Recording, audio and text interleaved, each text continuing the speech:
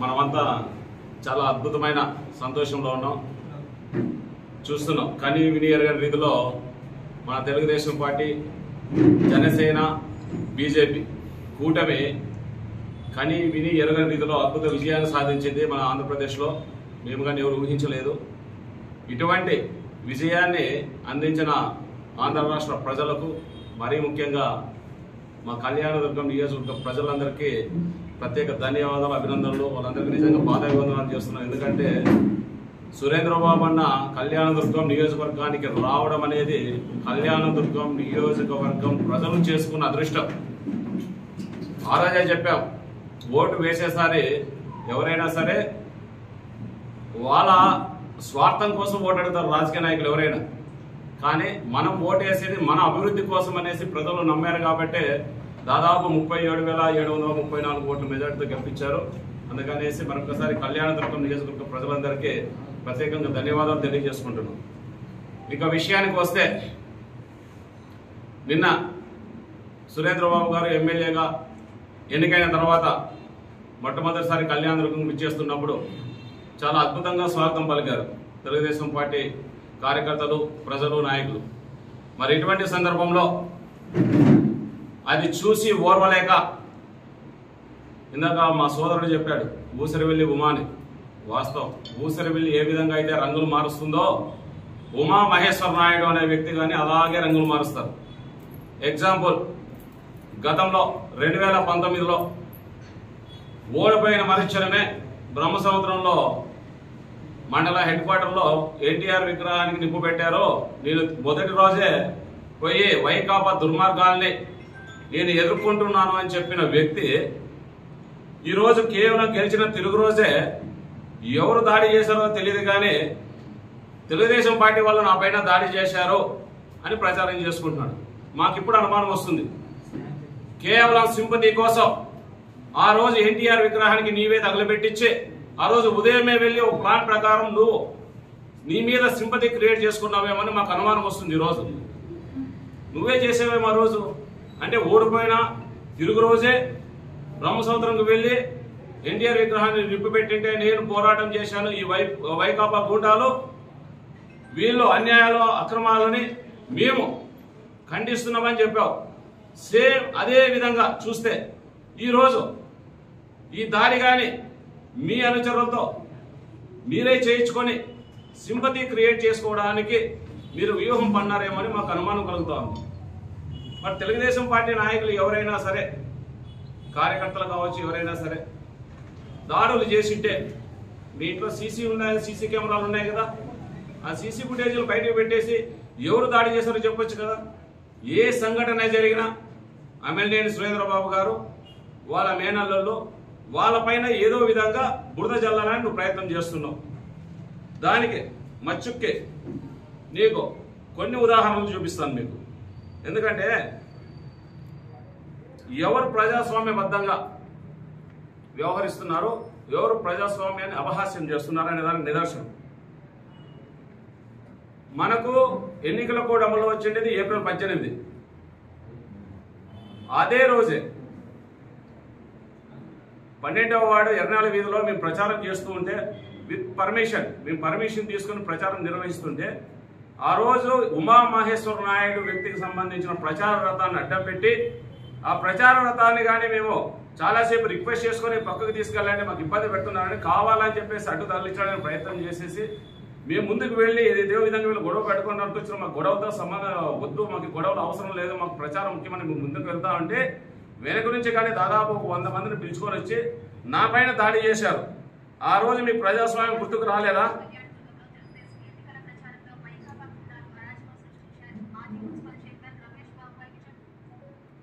ఆ రోజు మీకు మీరు చూడండి, మొత్తం ఆ రోజు మొత్తం మీడియాలో అంతా వచ్చేసింది.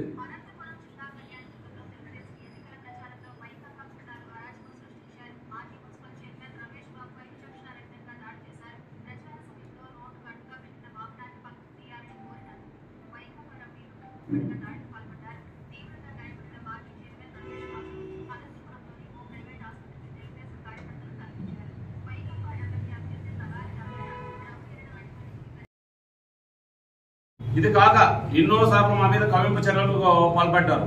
ఎగ్జాంపుల్ మలైనూరులో, మీకు తెలుసు కుందుర్పు మండలం మలైనూరు వడ్డేపాలెంలో ప్రచార రథం పైన రాళ్ళదాడి చేశారు. ఆ రోజు ఒక బాలునికి గాయమైంది, చూసారా? ఆ రోజు కానీ మీడియాలో వచ్చింది కదా. ఆ బాలుని కానీ పెద్ద తలకు దెబ్బ తగిలింది. పొరపాటున ప్రాణం బయట ఎవరు బాధ్యత వహిస్తుండ్రి? ఈ వైకాపా నాయకులు, ఈ ఉమామహేశ్వర నాయుడు గారు కానీ, ఆ రంగయ్య గారు కానీ బాధ్యత వహిస్తుండ్రా?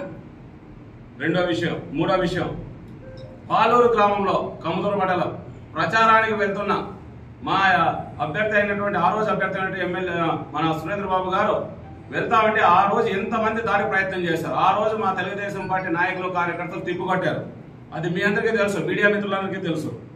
తర్వాత పోస్టల్ బ్యాలెట్ జరుగుతూ ఉంది మనకు పోలింగ్. ఆ రోజు పోలీస్ స్టేషన్ ఆవరణలోనే పోలీసులు సాక్షిగా వాహనం పైన, ఎంత సిగ్గులేని వ్యక్తులు అంటే అసలు ఆ దాడి చేసిన వ్యక్తి కానీ మా పార్టీకి సంబంధం లేదు అని చెప్పేసి వాళ్ళే స్క్రోలింగ్ చేసుకునే పరిస్థితి వచ్చింది సాక్షులు. అది వాళ్ళ నీచమైన నైజం. మరీ ముఖ్యంగా పోలింగ్ రోజు, అదే మనకు మే 13వ తేదీ పోలింగ్ రోజు బెస్తరపల్లిలో పోలింగ్ బూత్ దగ్గర మనం చూసాం. ఆ రోజు విచక్షణ రహితంగా కారు అద్దాలు ధ్వంసం చేశారు. పబ్లిక్ అందరూ చూస్తుండగా ఈ రోజు నీవన్నా రాత్రిపూట్ల దాడి చేశారని నువ్వు ఎటువంటి సాక్ష్యాధారాలు లేకుండా మాట్లాడుతున్నావు. ఆ రోజు పబ్లిక్ గా ప్రజలందరి ముందర దాడి చేశారు. దానిపైన ఇంతవరకు చెట్టూరులో అయ్యగార్లపల్లి బూత్ లో మా తెలుగుదేశం పార్టీ నాయకుడు అయినటువంటి ప్రభాకర్ రెడ్డి గారి కుమారుడు బూత్ లో దాడికి ప్రయత్నించి దాదాపు 100 మంది దాకా వచ్చి దాడి చేసే ప్రయత్నం చేశారు మీరంతా. అంటే ఇవన్నీ ఎందుకు చెప్తున్నామంటే, దయ్యాలు వేదాలు వల్లించినట్లుగా మీరు మాకు చేవలేక కాదు, సత్తా లేక కాదు, మేము ప్రజాస్వామ్యంలో చట్టాన్ని గౌరవిస్తున్నాం. మా పైన దాడి జరిగిన ప్రతిసారి మీరు ఎన్నిసార్లు కవ్వింపు చర్యలు చేసినా రెచ్చగొట్టి చెప్పారు. మనము కళ్యాణదుర్గం నియోజకవర్గానికి కేవలం అభివృద్ధి చేయడానికి వచ్చాము తప్ప దాడులు చేయడానికి కాదు. మనకు ప్రతీకార దాడులు అవసరం లేదు, ప్రతీకార చర్యలు వద్దన్నారు. నిన్న జరిగిన ర్యాలీలో టీ సర్కిల్లో ఇదే మాట చెప్పారు. మీరు కానీ ఇది గమనించాలా. ఆయన ఎన్నోసార్లు ప్రచారం సంబంధించిన ప్రచారంలో ఖచ్చితంగా 114 చెరువులకు నీళ్లు తెస్తాం, రోడ్లు అభివృద్ధి చేస్తాం, ఆదర్శంగా నియోజకవర్గాన్ని అభివృద్ధి చేస్తామన్నారు. కానీ మీరు మాట్లాడేది ఎప్పుడు చూసినా రంగయ్య గారు మాట్లాడలేని మాటలు బాబా అంటున్నావు. ఏ రోజైనా మేము ప్రెస్ మీట్ పెట్టి మాట్లాడామా డేరే బాబా అని? నువ్వు ఎందుకు మాట్లాడుతున్నావు అని అడిగామా? అంటే నాకు అర్థం కాకుండా అన్ని కుల సమ్మేళనాలు, అన్ని కులాలకు సంబంధించిన కుటుంబ సభ్యులు, తెలుగుదేశం పార్టీ కుటుంబ సభ్యులు కావచ్చు, ప్రజలు కావచ్చు, సురేంద్ర బాబు గారు ఖచ్చితంగా మా నియోజకవర్గాన్ని అభివృద్ధి చేస్తారన్న ఒక ఉద్దేశంతో వచ్చారు. అంటే నువ్వు ఎప్పుడు చూసినా డేరా బాబా అసాంఘిక కార్యక్రమాలకు పాల్పడుతున్నావు అన్నావు. అంటే అక్కడికి వచ్చిన వివిధ సంఘాలు కావచ్చు, వీళ్ళంతా అసాంఘిక శక్తులా నీ దృష్టిలో? ఉమామహేశ్వర నాయుడు గారు దీనికి సమాధానం చెప్పాలి. మీరు ఎన్నోసార్లు కవింపు చర్యలకు పాల్పడే చట్టాన్ని మీరు గౌరవిస్తున్నారా? మేము గౌరవిస్తున్నాము. ఈ రోజు నీ వంతుకు నీవే నీ ఇంటి పైన దాడున సింపతి కోసమే నువ్వు ఈ ప్రయత్నం చేస్తున్నావు. గతంలో తెలుగుదేశం పార్టీలో ఉన్నప్పుడు 2019లో ఓడిపోయినప్పుడు ఇదే విధంగా ఎన్టీఆర్ విగ్రహాన్ని నింపబెట్టినప్పుడు ఇదే చేశావు. ఈ రోజు ఎక్కడ అవకాశం లేదని చెప్పేసి నీ ఇంటిని కరెక్ట్ ఇంత సిచ్యువేషన్ జరుగుతున్నప్పుడు తన కాంపౌండ్ వాళ్ళు పగలగొట్టుకొని గేట్ పెట్టాలనో ఏదో ప్రయత్నం చేస్తూ నీవే అన్ని చేసేసుకొని కావాలని చెప్పేసి మా మీద బురద చెల్లడం కాదేది. నిజంగా ధర్మతేజ గారు కావచ్చు, అవినాష్ గారు కావచ్చు, సీసీ కెమెరా ఫుటేజ్ బయటికి పెట్టు. నీ ఇంట్లో సీసీ కెమెరాలు ఉన్నాయి కదా, ఎందుకు పెట్టలేకపోతున్నావు? అంటే కేవలం సింపతి క్రియేట్ చేయాలి.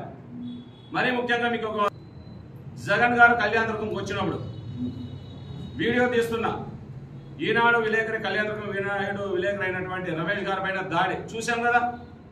ప్రజాస్వామ్యం గురించి మాట్లాడుతున్నారు, చట్టం గురించి మాట్లాడుతున్నారు, సంతోషం. మరి ఎందుకు ఆ రోజు ఖండించలేదు? ఒక విలేకరుల పైన, జర్నలిస్టు పైన దాడి జరిగితే మీరు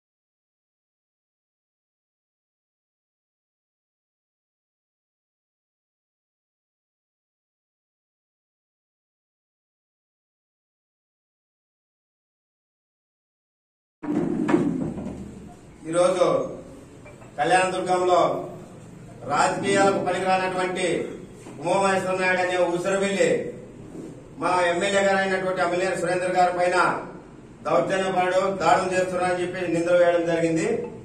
ఆ వ్యక్తికి చెప్తున్నాను, చంద్రబాబు నాయుడు గారు కళ్యాణదుర్గంలో ఉన్నటువంటి ప్రజలు నువ్వు రాజకీయాలు పనికిరావురా, నువ్వు ఇంట్లో కూర్చో అని చెప్పేసి స్పష్టంగా కూడా తీర్పు ఇవ్వడం జరిగింది.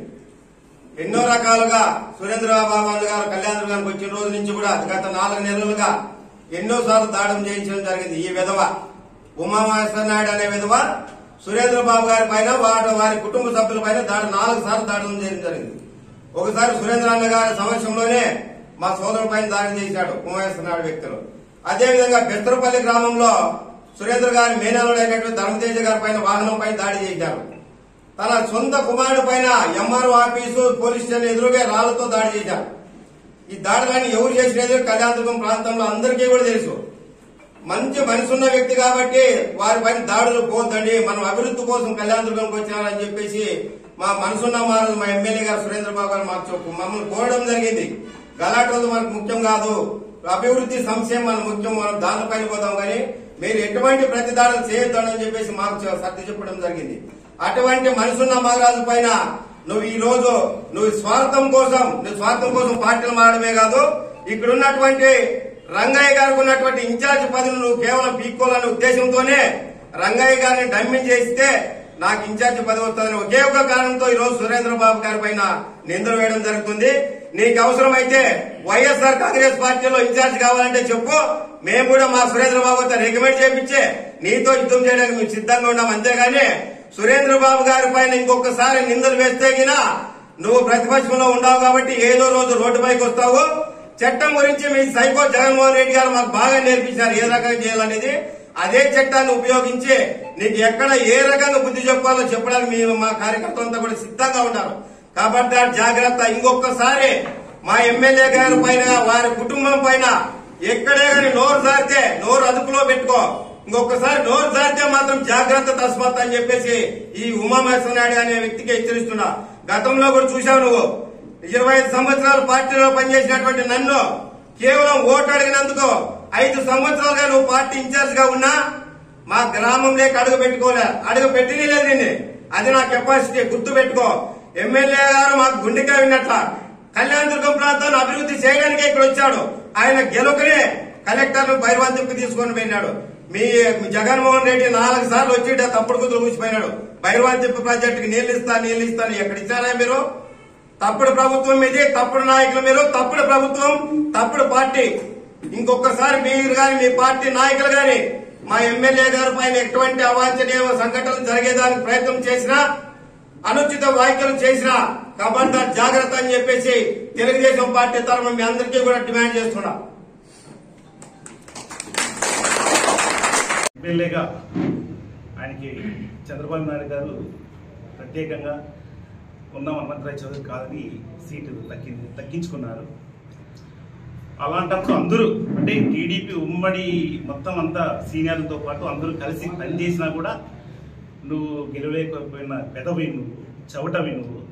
ఈరోజు కేవలం 2 నెలల్లోనే మన అమలేరు సురేంద్ర అన్న గారు, మా ఎమ్మెల్యే గారు ప్రజా ఆదరణతో ప్రజలందరినీ మెప్పించి గెలిచి ఈరోజు అన్నగారు ఎమ్మెల్యేగా కళ్యాణదుర్గంకి ఆ వర్ణదేవుడు కూడా ఆయనకి ఆకర్షితులై కళ్యాణదుర్గంలో వైసీపీ నీచ పాలనంతా రోడ్డు పాలన కొట్టుకుపోయింది.